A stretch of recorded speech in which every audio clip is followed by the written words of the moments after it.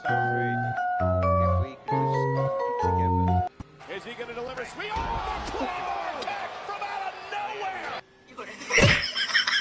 Let's be confident. Let's be positive. Oh, I got way too much time to check that.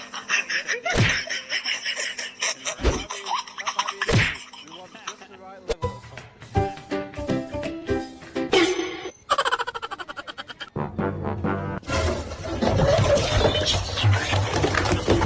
Come on, up, up, up, up.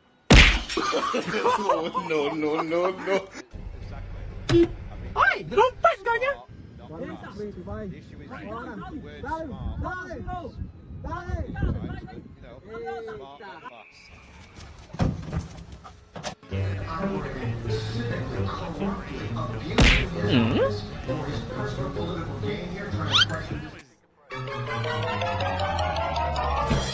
The track wasn't that wet, you know?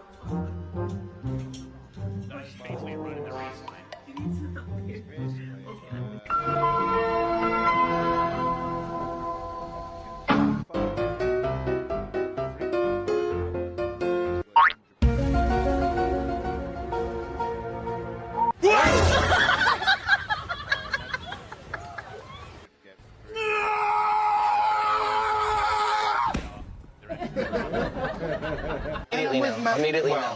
Immediately no. I'm telling you right now, I seen what I needed to see. Is that enough?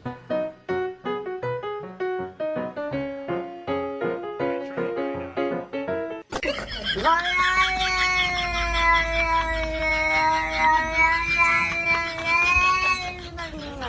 that as soon as I had a dry track, immediately you get slick.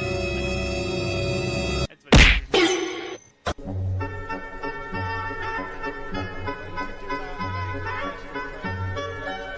Dry track as well, if I remember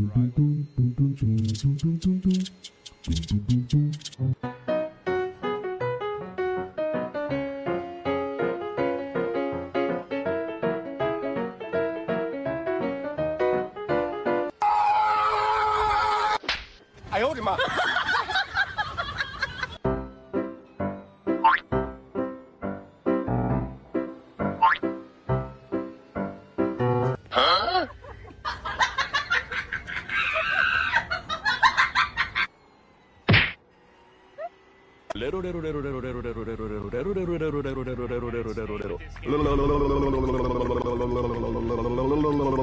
How does it work like that? Well, let's watch you on the viewers, right? And I'm sure it was 4.8K. Where's 400 gone?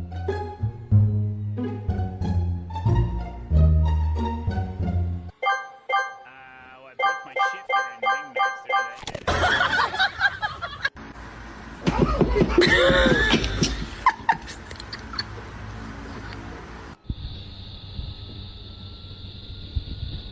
Well, I got a backup one. I might be able to replace the shaft.